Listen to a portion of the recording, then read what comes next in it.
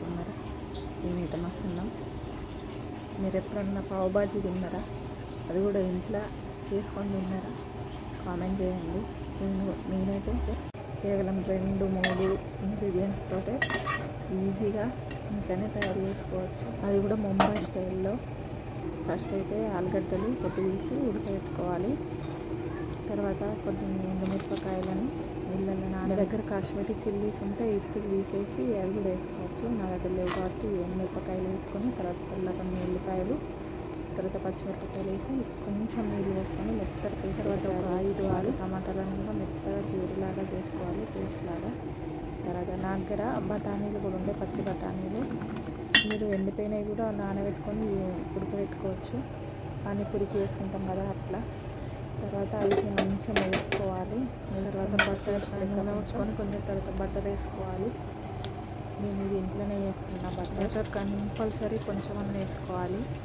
తర్వాత అది వేడైన తర్వాత జీలకర్ర వేసుకొని తర్వాత ఉల్లిపాయలు, అల్లం వెల్లుల్లి పేస్ట్ వేసుకొని మంచిగా పచ్చివాసన పోయేదాకా వేసుకున్న తర్వాత పసుపు వేసుకొని ఆయిల్ మొత్తం పైకి వచ్చేదాకా ఉంచాలి.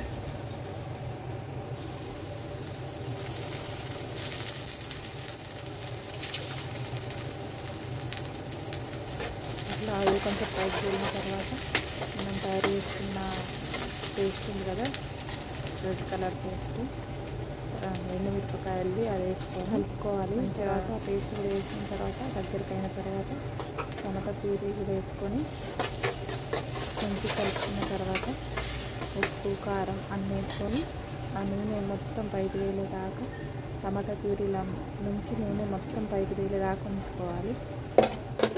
ఇట్లా ఈ వీడియోలో చూపించినట్టు టమాటా ప్యూరీ మొత్తం ఆయిల్ పైకి తేలిన తర్వాతనే మనం వేసుకున్న ఆలుగడ్డ బఠానీలు వేయాలి. వేసి మంచిగా కలుపుకొని అవి కూడా కొంచెం ఎక్కువ ఉడకనివ్వాలి.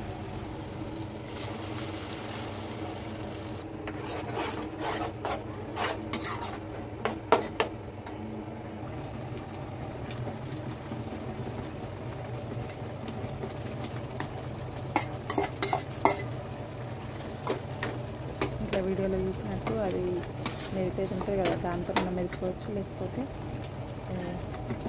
చేతితోని అన్నా ఇచ్చేయచ్చు, గంటతోటి. అట్లా మళ్ళీ దాంతో ఒక 3 నిమిషాలు ప్రెస్ చేసి మెదుపుకున్న తర్వాత లాస్ట్ పానీపూరి మసాలా ఉంటుంది కదా, అది వేసుకోవాలి. తగినంత పానీపూరి మసాలా వేసుకొని తర్వాత లాస్ట్లో కొత్తిమీర ఇంకా నిమ్మకాయ కూడా పిండుకోవాలి. నిమ్మకాయ మెయిన్. నిమ్మకాయ పిండుకుంటే టేస్ట్ సూపర్ ఉంటుంది. ఈ ప్రాసెస్ అంతా సిమ్లా పెట్టుకొని లేకపోతే మీడియంలో పెట్టుకొని వేయాలి. అప్పుడే టేస్ట్ మంచిగా ఉంటుంది. దీన్ని బాజీది. మీ దగ్గర బఠానీలు లేకపోయినా ఓన్లీ ఆలుగడ్డతో కూడా వేసుకోవచ్చు. ఆలుగడ్డ టమాటాతో కూడా ఆ టేస్ట్ కూడా సూపర్ ఉంటుంది. ఇవన్నీ క్యారెట్, బీట్రూట్, ఫ్లవరు ఏది లేకపోయినా కూడా ఈజీగా ఇంట్లోనే ఇలా పొటాటోతోటి చేసుకోవచ్చు పావు బాజీ. ఒకసారి ట్రై చేసి చూడండి. ఎలా వచ్చిందో కామెంట్ చేయండి. నాకైతే సూపర్ వచ్చింది. తర్వాత ఇక పావు బాజీ తయారైంది కాబట్టి పావు బాజీ కోసం పావు గరం చేసుకుంటున్నా.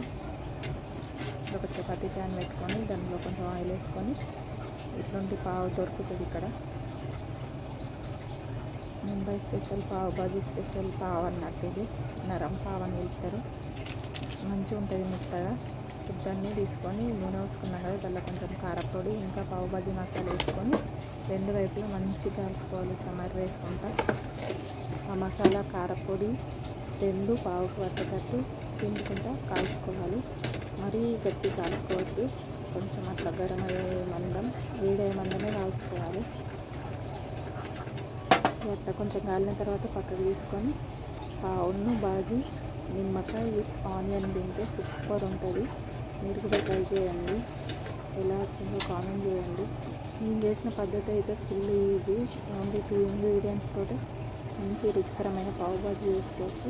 మీరు కూడా ట్రై చేసి ఎలా ఉందో కామెంట్ చేయండి. నా పావు బాజీ మీకు ఎలా అనిపించిందో కూడా కామెంట్ చేయండి. Thank you for watching.